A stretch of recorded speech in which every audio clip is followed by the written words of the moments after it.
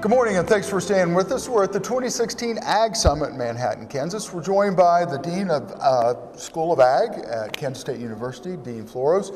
Dean Floros was on our show several years ago. I think you'd been with the university for about a week, so it's nice to catch up with you every 2 or 3 years. So, thank you. One of the things that was brought up this morning was a need for a workforce here in the state of Kansas as we move forward with agriculture, and K-State plays a huge role in that. Absolutely. Well, we have grown the number of students we've produced every year for the last 13 or 14 years. The last 4 or 5 years that I've been Dean of the College of Ag, we've had record enrollments. So we are making a huge effort to help the state and support the biggest industry in the state, ag and food.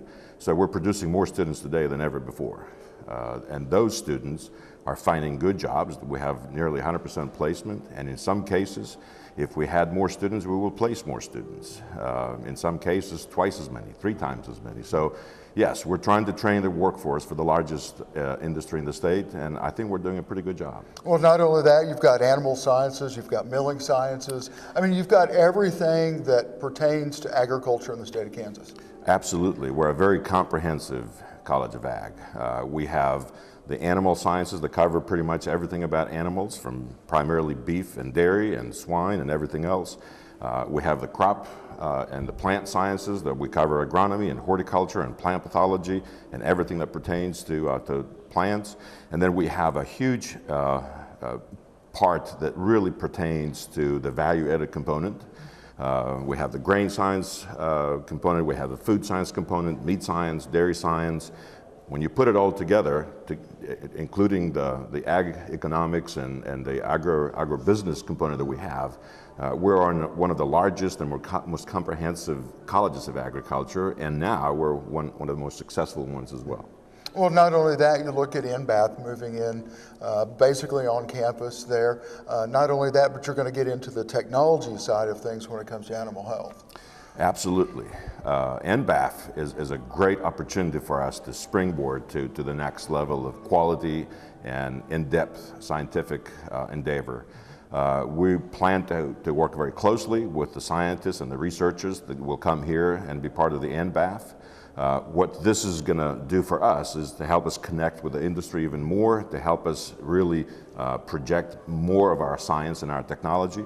Agriculture today is very different than what it used to be even 10 or 15 years ago, and it will be very different 10 or 15 or 20 years from now. So our goal is to train our students not just for today, but for 10, 20, 30, 40 years from now, when ag and food will be even more competitive and much bigger in nature. Perfect. We're going to take a quick break. When we come back, we'll finish up with Dean Floros. You're watching kansasAGreport. We'll see you in just a minute. This segment brought to you by Farm Bureau, a grassroots ag organization representing the state's farmers and ranchers since 1919. KFB.org. Oldie Seed Farms, carrying soil-specific seed. Find them on the web at oldieseed.com. That's OHLDE seed.com. Grass and Grain, online or in the mail, keeping Kansas farmers informed for over 60 years. grassandgrain.com. Kansas Wheat Commission, leaders in the adoption of profitable innovations for wheat. Online at kswheat.com. Thanks for staying with us. We're at the 2016 Governor's Conference on the Ag Summit, the first one, and we're finishing up with Dean Floros. A lot of stuff going on. One of the big things when you first came here was, and you made it very well known, we're going to move ourselves forward when it comes to research being done at Kansas State University. Absolutely. So the 3 parts of our mission is education, research, and extension. We mentioned earlier that we've grown tremendously in terms of student numbers, and we've done a lot of really good work in teaching those students.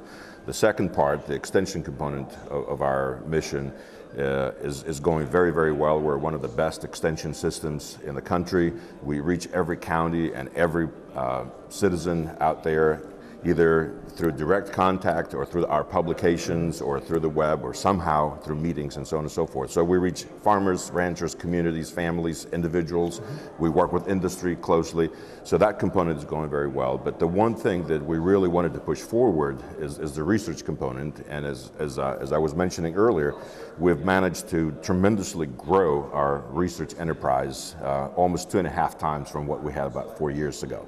We used to bring, we used to bring in competitive grants and contracts the level of $20 to $25 million. This last year was almost $60 million that we brought in. So I think you said you wanted to be a top 50 university by 2020. Was that kind of your game plan when you came in? That was the plan for the university, to be a top 50 public research university. Our goal and our vision for the College of Agriculture is to be a top 5 College of Agriculture. We're much more zeroed in the top rather than the top 50. Right. And we have pretty much accomplished that for the most part, because we have focused our efforts in a few areas where we put a lot of effort, and we have become the best, not only in the country, but the best in the world in many cases. So obviously one of the biggest component of ag industry in the state is beef, so we support that industry by concentrating our research in a lot of different areas, from genetics and genomics of beef, all the way to how we produce animals, all the way how we feed animals and how we improve the nutrition of the animal, all the way to the economics and how we project forward in terms of pricing. We do similar things with several other areas in the animal industry. For example, we're working very closely with the dairy industry. We have probably the world's best swine nutrition group, and so we're putting a lot of effort into the animal industry. The second area we put a lot of effort in is our crops, the large crops that are very important for the state, particularly wheat and sorghum. Again, we have very basic scientists that do work in the genetics and the genomics part. We have very applied scientists that really carry that basic science and develop new varieties that are resistant to drought, that are resistant to disease, and we're moving those out there so that the Kansas farmer can benefit from it. The third area that we have very good expertise in, and we're putting effort into it, is water. We all know the importance of water, both quality and quantity, for Kansas, particularly out west, but also all throughout the state in terms of water for our citizens. So we have tremendous expertise in how do we preserve water, how we do irrigation in a very different way, how we work with different types of crops, or cover crops, or rotation of different crops, so that we can use less and less water as we move forward, so that the Ogallala Aquifer can really last for generations to come.